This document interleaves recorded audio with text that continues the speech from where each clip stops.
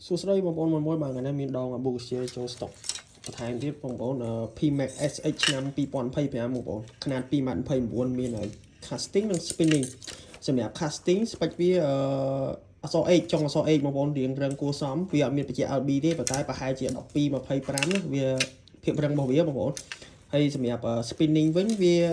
MH បងប្អូនចុង MH ក៏អត់មានបច្ចេក LB ដែរប្រហែលជា10 20 LB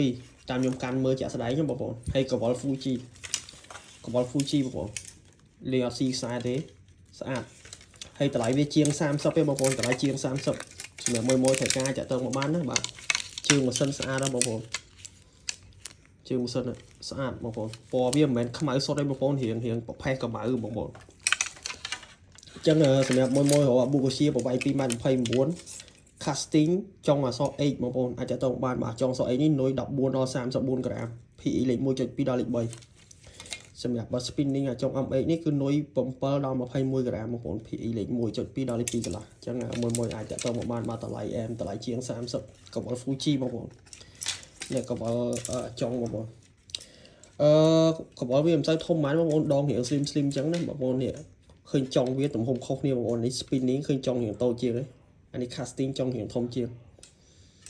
ហើយខ្ញុំពុតឲ្យមើលនេះអានេះ casting បងប្អូនចុងសអីរឹងបងប្អូនទៅលេងគីឡូឲ្យបានបាទប្រហែលជា12ទៅ25 LB ណាបាទតាមខ្ញុំមើលជាក់ស្ដែងដោយសារពួកនេះវាអត់មានបច្ចេក LB ទេអានេះ spinning ចុងរបស់វាបងប្អូនឃើញរៀងកលាស់ជាងបងប្អូនឃើញរៀងកលាស់ជាង